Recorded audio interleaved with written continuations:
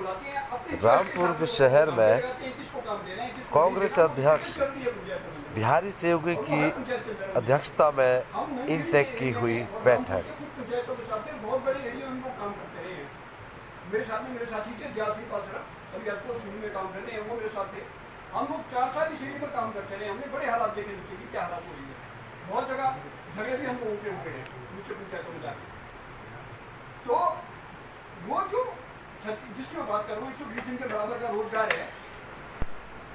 Intake youth president Rampur Hitesh हस्टली vice प्रधान मशहूर और नरेगा में पिछले कई दिनों से काम करेंगे और प्रधान पार्टी उन्होंने बताई थी कि पिछले 25 साल से ये काम करें और बाकी जितने भी एफिलेटेड यूनियन के लोग यहाँ पर आए हैं सबका आपका स्वागत है और महिलाओं का भी स्वागत है।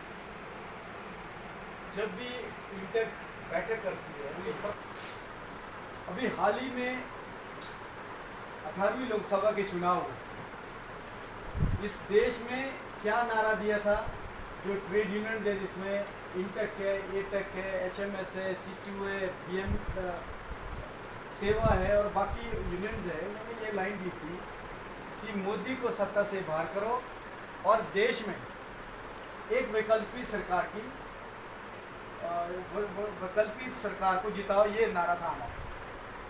पूरे देश में हम लोगों ने काम किया है, लेकिन इस चुनाव में हम सत्ता से बाहर नहीं कर पाए।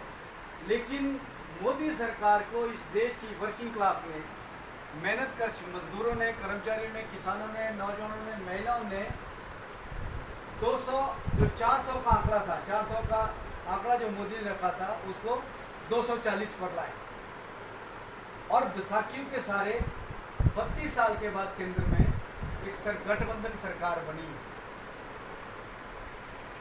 ये समझना है आपने जो एक फोबिया बनाया था जो मीडिया ने, जो कॉरपोरेट मीडिया था जिसको मोदी मीडिया भी बोलते हैं, जो 24 घंटे 400 पार का दिखा रहे थे, सब कुछ मोदी को दिखा रहे थे। लेकिन इस देश में डेमोक्रेटिक सोच रखने वाले, लोकतांत्रिक सोच रखने वाले की जीत हुई है और आज मजबूर कर दिया है देश की भाजपा को दूसरी पार्टियों के सहारे से सरकार चलाने की। और कितनी पार्टियां थी मोदी के साथ?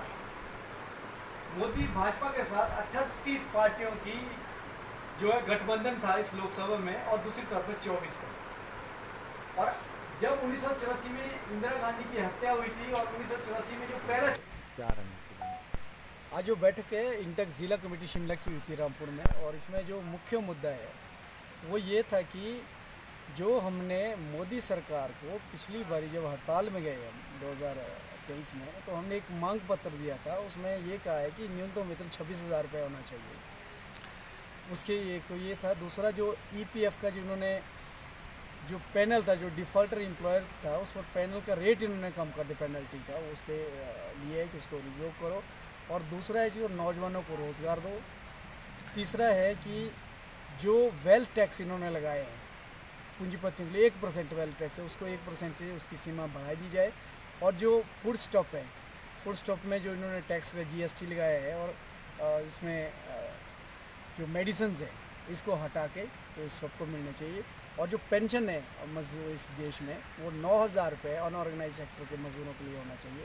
नरेगा का 200 दिन का साल में रोज़गार मिलना चाहिए। और न्यूनतम वेतन इस वक्त 522 रुपये है केंद्र सरकार की, वो पूरे देश में लागू हो। ये हमारी मुख्य मांगे थी। और दूसरा हमने ये कहा है कि किस तरह से ज़िला शिमला में, ज़िला किन्नौर, लाहौल स्पीति और पूरे प्रदेश में हम इंटेक का हम कैसे निर्माण करें, यूनियन बनाएं, ये भी है। और दूसरा जो बीओसीडब्ल्यू के पेंडिंग क्लेम्स है लाभांश मजदूरों के, वो तुरंत सरकार जो है निर्देश दे, जो बीओसीडब्ल्यू सेक्रेटरी को रिलीज़ करे मजदूरों के फंड को जो पेंडिंग पड़े हैं। इसके लिए हमारी आज मीटिंग बैठी।